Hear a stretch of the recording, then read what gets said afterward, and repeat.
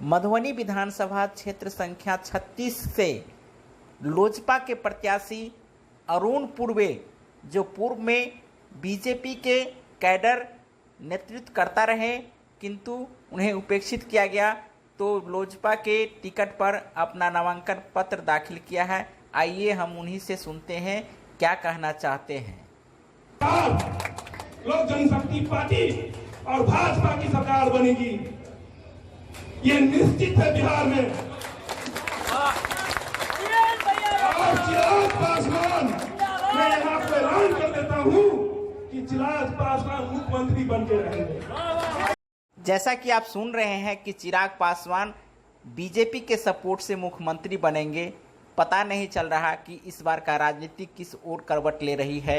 एक तरफ बीजेपी खुलेआम जदयू के साथ चुनाव लड़ रही है, तो वहीं लोजपा के प्रत्याशी कह रहे हैं कि बीजेपी और जदयू का गठबंधन बिहार में चिराग पासवान सीएम बनकर आएंगे और सरकार बनाएंगे। जब वो लोग इतने बड़े नेता लोक जनशक्ति पार्टी से लड़ सकते हैं, तो मुझे तो एक छोटा सा पद के नाते भी मुझे एक बड़ा सा सिंबल देके मुझे आभारी बना दिया। जी हाँ, जो सुन रहे हैं वो सही है। जो बीजेपी के कार्यकर्ता रहे हैं उन्हें लोजपा ने अपना टिकट दिया है। मतलब साफ है कि बीजेपी और लोजपा वैचारिक रूप से गठबंधन किए हुए हैं। इस बार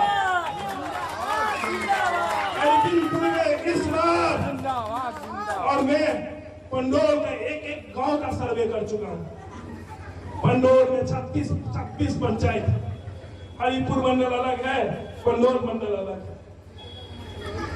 मेरा परिवार राजनीतिक से देश जब आजाद हुआ था तब से रख रहा है।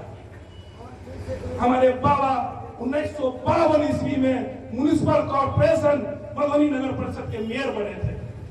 आप समझ सकते हैं, मेरे बाबा 5 टर्म नगर परिषद के मेयर थे। 12 साल तक इलेक्शन नहीं हुआ।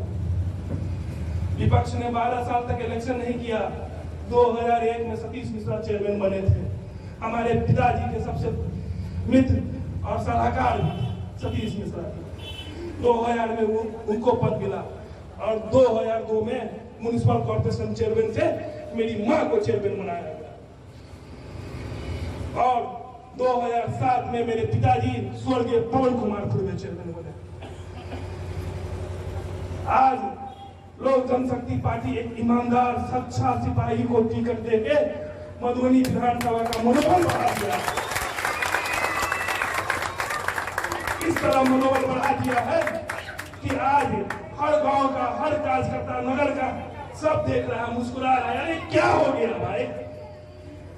2 दिन पहले 2 महारथी थे और एक आज अकेला अरविंद कुमार पूर्वे भारतीय जनता पार्टी को नकारते हुए लोक जनशक्ति पार्टी के उम्मीदवार बन गए। सबको जी हाँ, चित्त भी मेरा और पट भी मेरा, ये कहाँ का न्याय है ये आप खुद पता लगाइए। जहाँ बीजेपी के एक कार्यकर्ता ही नहीं दावेदारी पेश कर रहे थे, वहीं अब बीजेपी को दरकिनार करते हुए लोजपा का दामन थामे हैं। अब ऐसे नेताओं पर कितना विश्वास किया जाएगा ये आने वाला वक्त बताएगा।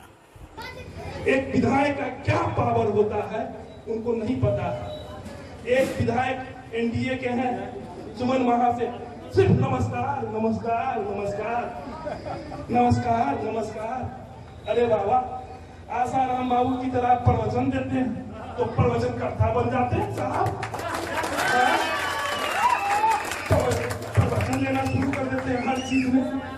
और नवयुवक जो लड़का नहीं समझ रहा है उसको बता रहे हैं, फुसला रहे हैं। ये अब आपकी नहीं चलेगी।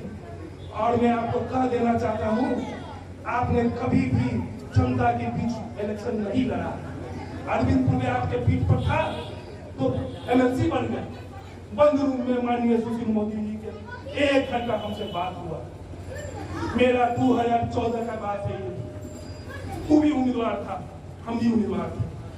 माननीय सुशील मोदी जी बोले कि अरविंद, अगर आपको मैं टिकट नहीं दिया तो आप मत लड़ जाना, क्योंकि ये बहुत सारा एक्सपेंसिव इलेक्शन होता है। मैं आपको लड़वाऊंगा, समय आने दीजिए। उसके बाद बोला हुजूर आपका जो फैसला होगा मैं मानूंगा। मैं आप लोगों को कह देना चाहता हूं, उसके बाद मैंने भारतीय जनता पार्टी ज्वाइन किया।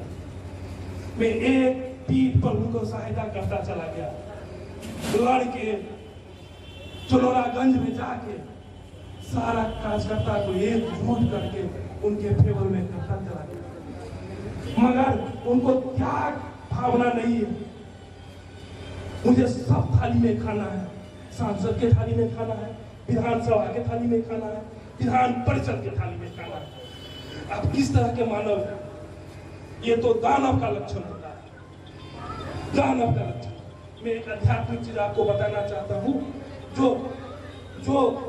जो व्यक्ति सिर्फ दान करता है वो तो देवता कहलाता है। जो लेन देन करता है वो मानव कहलाता है। जो सिर्फ लेना जानता है वो दानव कहलाता है। सुमन बाबू आप उसी कैटेगरी में आते हैं और आज आपने साबित कर दिया वीआईपी पार्टी लेके। आज मैं चलिए इतना ही बात करके समाप्त करना चाहता हूं। आपको क्या लगता है कि कान में क्या कहा होगा? जी हाँ, बस यही कि बीजेपी की इतनी फजीहत नहीं कीजिए, क्योंकि बीजेपी और लोजपा एक साथ है जो वैचारिक रूप से है। हम यही अनुमान कर सकते हैं, बाद बाकी तो वही जाने।